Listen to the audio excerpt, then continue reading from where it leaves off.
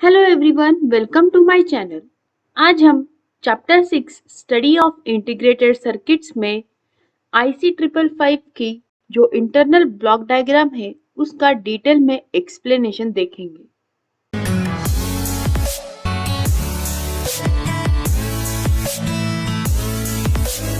Internal block diagram of IC 555 वो कुछ इस तरह से दिखती है। यहाँ पे डिफरेंट टाइप्स के 3 ब्लॉक्स है। फर्स्ट है वोल्टेज डिवाइडर, कंपैरेटर, फिर फ्लिप फ्लॉप। यहाँ पे पिन 3 यानी कि फ्लिप फ्लॉप का जो क्यू बार आउटपुट है उसे हमने मेन आईसी 555 का आउटपुट दिया है। फिर यहाँ पे एक ट्रांजिस्टर भी लगाया है। इस तरह से इस ब्लॉक डायग्राम में बहुत सारे अलग अलग पैरामीटर्स है जो हम वन बाय वन देखेंगे। Its internal circuit diagram can be split into 3 small blocks। यानी कि यहाँ पे 3 स्मॉल ब्लॉक्स होते हैं। जो मेन ब्लॉक्स है वो 3 है। फर्स्ट है वोल्टेज डिवाइडर, फिर कंपैरेटर और RS flip flop. Voltage divider, तो वोल्टेज डिवाइडर का कुछ इस तरह से ब्लॉक होता है जहाँ पे 3 रेजिस्टर्स लगाए हैं और ये तीनों रेजिस्टर्स की वैल्यू सेम होती है।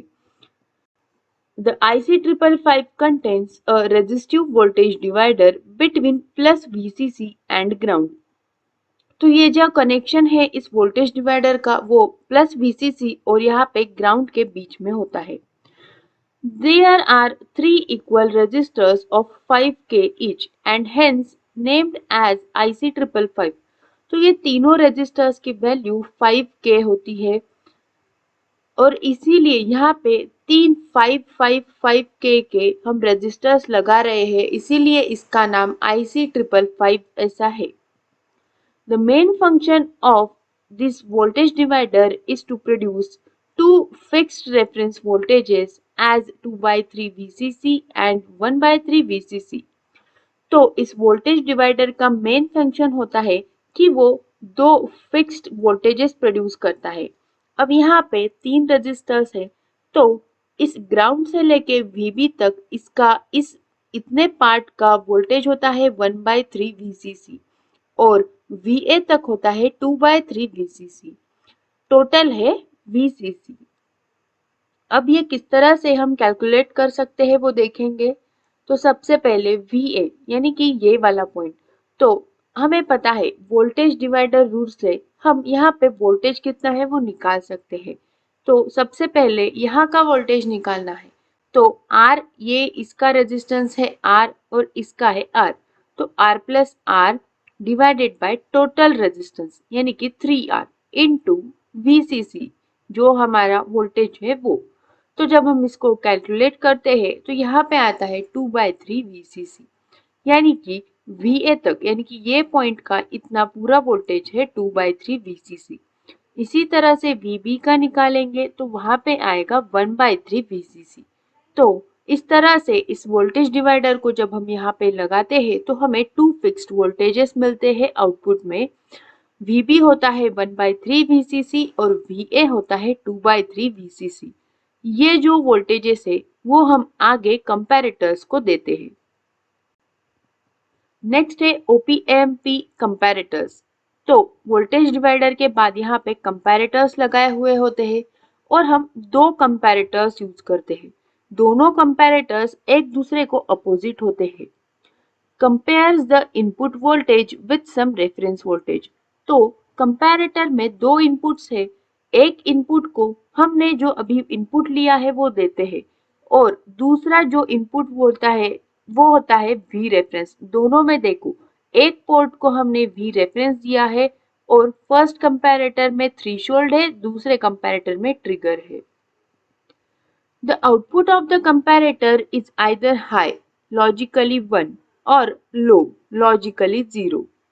तो इस कंपैरेटर से जो हमें आउटपुट मिलता है वो 1 या फिर 0 होता है। The IC555 contains two opposite comparators। वो पहले ही बताया मैंने कि ये दोनों कंपैरेटर्स एक दूसरे को अपोजिट होते हैं। The upper comparator is non-inverting comparator with a reference voltage of 2/3 VCC। connected to its inverting terminal, that is minus, and input is applied to its non-inverting terminal, that is plus. तो ये अपर comparator है, ये non inverting comparator है, ये आपको याद रखना है। Reference voltage of 2/3 VCC connected, तो यहाँ पे ये जो रेफरेंस वोल्टेज है वो 2/3 VCC होता है, यानी कि हमने जो VA निकाला था वो यहाँ पे कनेक्टेड है। और ये रेफरेंस का जो ये पोर्ट है वो होता है निगेटिव, और थ्रेशोल्ड जहाँ पे दिया है वो हम पॉजिटिव को देते हैं, यानी कि जो थ्रेशोल्ड वाला पॉइंट है वो पॉजिटिव को दिया जाता है और रेफरेंस निगेटिव टर्मिनल को। Its input is known as threshold, that is pin 6। तो इसका जो मेन इनपुट होता है वो थ्रेशोल्ड है, यानी कि ये जो थ्रेशोल्ड है वो पिन नंबर 6 है। हमारे पिन डायग्राम में हमने देखा था, को पिन 6 को हम बोलते हैं threshold. This comparator produces high output only when threshold voltage becomes practically greater than or equal to 2/3 VCC. So ये कंपैरेटर हाई आउटपुट प्रोड्यूस करता है। तो वो हाई आउटपुट कब प्रोड्यूस करता है? जब जो थ्रेशोल्ड वोल्टेज है वो 2/3 VCC से ज्यादा होता है, यानी कि जो थ्रेशोल्ड वोल्टेज है, यानी कि इस थ्रेशोल्ड को जो भी वोल्टेज इनपुट में आ रहा है वो जब इस रेफरेंस वोल्टेज से ग्रेटर होगा या फिर इक्वल होगा तभी हमें आउटपुट में 1 मिलता है, हाई आउटपुट मिलता है। नेक्स्ट है लोअर कंपैरेटर, जो कि इन्वर्टिंग कंपैरेटर होता है और ये एग्जैक्टली अपोजिट वर्क करता है अपर कंपैरेटर से। Reference voltage given to the positive terminal and trigger pin given to the negative terminal. Its input is known as trigger, that is pin 2. यानी कि ये जो ट्रिगर है वो पिन 2 होती है हमारे मेन पिन डायग्राम में। This comparator's output goes high only when the trigger voltage is practically less than or equal to 1/3 VCC. तो इसका आउटपुट हमें हाई कब मिलता है, यानी कि 1 आउटपुट में कब मिलता है? जब ये ट्रिगर वोल्टेज लेस देन और इक्वल टू रेफरेंस वोल्टेज होता है। अब यहाँ पे रेफरेंस वोल्टेज कौन सा दिया है हमने? जो हमने VB निकाला था, VB is equal to 1/3 VCC, वो हमने यहाँ पे कनेक्ट किया है। तो जब ट्रिगर का वोल्टेज 1/3 VCC से कम या फिर इक्वल होगा तभी हमें आउटपुट में 1 मिलता है। तो यही कंडीशन यहाँ पे दी है कि trigger voltage is less than और इक्वल टू 1/3 VCC। अब नेक्स्ट ब्लॉक होता है RS फ्लिप फ्लॉप, जो कुछ इस तरह से दिखता है। यहाँ पे SR है, आउटपुट में Q और Q बार दो फ्लिप फ्लॉप्स के आउटपुट है। Q को हमने यहाँ पे आगे ट्रांजिस्टर लगाया हुआ होता है और Q बार से हम IC555 का आउटपुट लेते हैं। The IC555 has its own internal flip-flop somewhat similar to RS flip-flop. With two inputs, S is driven by upper comparator, R is driven by lower comparator. तो यहाँ पे ये जो S इनपुट है वो अपर कंपैरेटर का आउटपुट होता है और R जो है वो लोअर कंपैरेटर का आउटपुट होता है। The output of this flip-flop Q and Q bar, यानी कि Q डैश लिखा है यहाँ पे, तो वही Q और Q complement are important. Q is connected to an NPN transistor known as discharge transistor because it controls charging and discharging of capacitor connected externally with IC555. तो ये जो Q है, जो Q आउटपुट है वो हमने NPN transistor को दिया होता है और इस NPN ट्रांजिस्टर को डिस्चार्ज ट्रांजिस्टर भी बोलते हैं क्योंकि वो कैपेसिटर का चार्जिंग और डिस्चार्जिंग मेंटेन करता है externally. Its collector terminal is marked as discharge, pin 7। तो ये जो कलेक्टर टर्मिनल है इसका जो डिस्चार्ज मेंटेन करता है वो होती है pin 7। Q drives the discharge transistor potential. When Q is high, the transistor goes into saturation, it becomes on, and provides path to discharge the capacitor. तो ये फर्स्ट वाली डायग्राम देखो, जब Q का आउटपुट 1 होता है तब ट्रांजिस्टर सैचुरेशन मोड में चला जाता है और कैपेसिटर डिस्चार्ज होने लगता है। और जब हमें Q का आउटपुट 0 मिलता है यानी कि Q is low, the transistor goes into cut off region, disconnects discharging path like open switch. और जब Q 0 मिलता है तो ये ओपन सर्किट हो जाता है और यहाँ से कोई करंट फ्लो नहीं होता है। Ultimately allows the capacitor to charge. तो इस टाइम में कैपेसिटर चार्ज होता है, यानी कि जब Q1 होता है तब डिस्चार्ज होता है और Q0 होता है तब चार्ज होता है।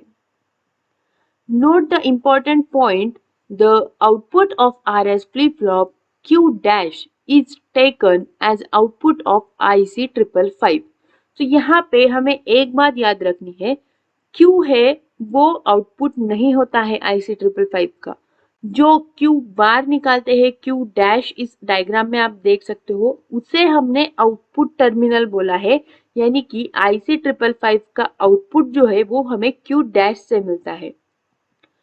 It is pin 3, the output of IC 555. The pin 4 is reset. It is used to make IC 555 timer reset by making voltage low.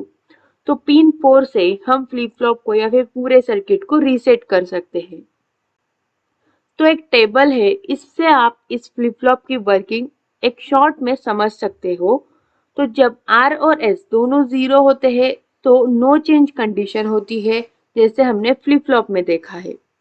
जब R को 1 मिलता है, यानी कि R को जो भी हम कंपैरेटर का आउटपुट दे रहे हैं वो जब 1 होता है और S का 0 होता है, तब Q यानी कि जो हमने ट्रांजिस्टर को दिया है आउटपुट वो 0 होता है और उस टाइम ट्रांजिस्टर ऑफ होता है और Q बार 1 होता है, यानी कि हमें आउटपुट में हाई आउटपुट मिलता है। और जब R 0 है, S 1 है, तब Q इज इक्वल टू 1 होता है, यानी कि डिस्चार्ज ट्रांजिस्टर जो है वो ऑन होता है और Q 1 है, यानी कि Q बार 0 होता है और आउटपुट लो होता है उस टाइम में। Summary of its working action. तो यहाँ पे एक शॉर्ट में समराइज किया है कि टोटल इस सर्किट में क्या होता है। The voltage divider is producing two fixed references 2/3 VCC for the upper comparator and 1/3 VCC for lower comparator. Voltage divider का मेन काम है इसमें कि वो 2/3 VCC और 1/3 VCC वोल्टेजेस प्रोड्यूस करता है, जिसमें 2/3 हम अपर कंपैरेटर को दे रहे हैं और 1/3 लोअर को।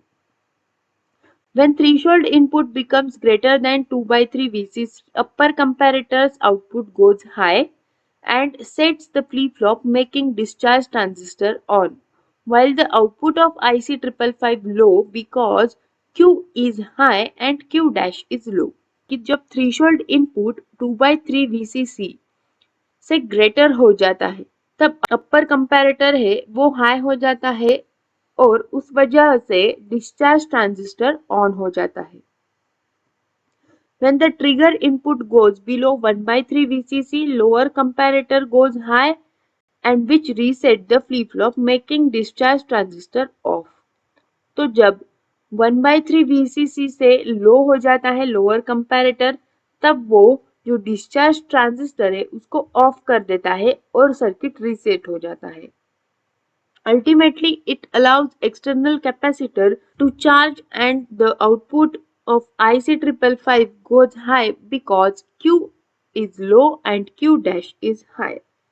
तो इस तरह से ये पूरा सर्किट यानी कि ये पूरी IC 555 वर्क करती है। अगर आपको इसमें कुछ डाउट्स या क्वेरीज है तो आप कमेंट सेक्शन में ज़रूर पूछें। इस वीडियो को लाइक करें, शेयर करें और चैनल को सब्सक्राइब भी ज़रूर करें। Thank you.